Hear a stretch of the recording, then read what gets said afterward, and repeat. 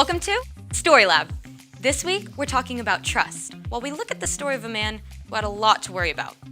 Oh, and we're also going to be doing this.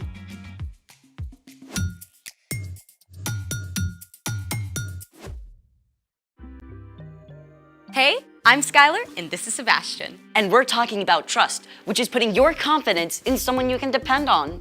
Sebastian has an experiment planned for us today that I'm trusting will be incredible. Yeah, about that. You said you have something really cool. I did. I do. So... I didn't actually test it out yet. You don't think it's gonna work? I'm just a little worried. Well, what is it? This. We're gonna have a snack? No, we're gonna balance these forks together at once on the end of this toothpick, on the rim of that glass. Seriously? See, I knew it. No. We should try it. You'll think it'll work? I don't know. But just because you're worried doesn't mean we shouldn't try. Well then, let's make it. Step 1, interlock the tines of the fork. All right, what if we, did it. That wasn't so bad. Step 2, stick the toothpick through the middle of the fork. And yes. So far, so good. Step 3, balance the forks on the rim of the glass. And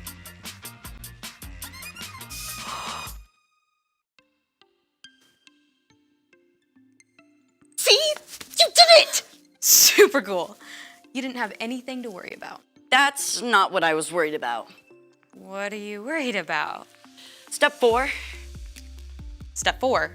do not try step 4 without a grown-up. You'll do. Thanks. Step 4, we light the end of the toothpick on fire. Hold on, what's supposed to happen now? We light the toothpick on fire, it burns down to the rim. The fork stays balanced. That's not possible. There would only be a tiny piece of toothpick still on the glass. See, now you're worried. Maybe a tiny bit. Are we doing this? You are doing this. Countdown, please. 3, 2, 1. Fire in the hole.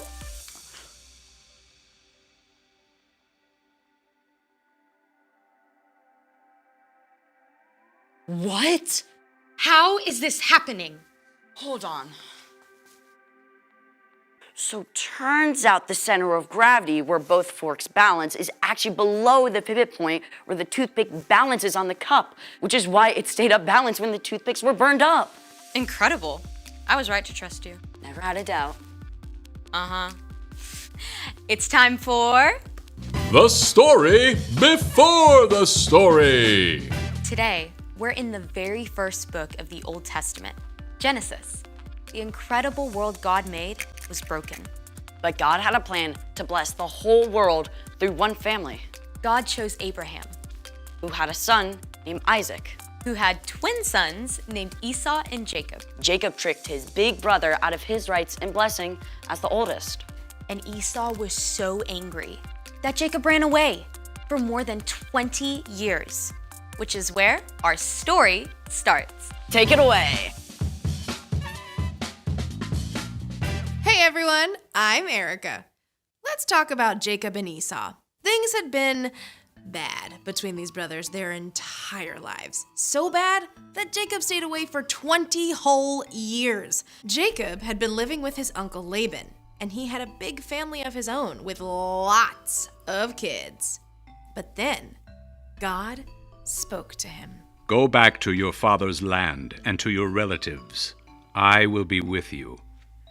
Now, if you were Jacob, you'd probably be feeling all kinds of things. First of all, you might be kind of excited about getting to go home after so long. But at the same time, when you last saw your brother Esau, he was so angry, he wanted to kill you. Is he still mad? Or has he cooled down? Maybe you can actually hang out and be friends, or not. Jacob set out with his whole family, and when he got close to home, he decided to play it safe. So, he sent a message to Esau. I don't want my brother to think I'm coming home to beg for help or anything, so tell him I've been staying with Laban and become wealthy. Now I hope I can please you. The messenger left and returned. We took your message to Esau, and now he's coming to meet you. With 400 men! Say what? 400 men does not sound like a welcoming party. 400 men sounds like an army. Jacob was worried. Jacob separated his family and his herds into 2 groups, figuring if Esau attacked one group, the other group could escape. But then he did something a little more helpful. He remembered to talk to God. Lord, you have been very kind and faithful to me. Please save me from the hand of my brother Esau. I'm afraid he'll come and attack me and my family, but you have said, I will surely give you success. I will make your children as many as the grains of sand on the seashore. Jacob held on to God's promises, and then he decided to show his good intentions by sending a little gift to Esau. Well, not so little. I need 220 goats, 220 sheep, 30 camels, 40 cows, 10 bulls, 30 donkeys. Now, you go ahead of me, and when you meet Esau, he'll ask, what's up with all these animals? And you say, they belong to your servant Jacob. They are a gift to you. Jacob is coming behind. On it. Me too. Ditto. The whole time, Jacob was thinking, all these gifts will give Esau time to cool down, and then maybe when he finally sees me, he'll welcome me. Jacob even sent his whole family ahead, across the river, figuring that Esau would not hurt them. Then, Jacob spent the night alone, wrestling with God. Literally. But that's another story. In the morning, Jacob looked up and saw Esau coming, with 400 men. After all he'd done, Jacob was still worried. But this time, he didn't hide behind his family or gifts. He went on ahead. And as Jacob neared Esau, he bowed down to the ground 7 times. It's the moment we've all been waiting for. The brothers finally meet. Jacob and his whole family are all tensed up because this could turn into all-out war at any second. But instead, Esau ran to Jacob.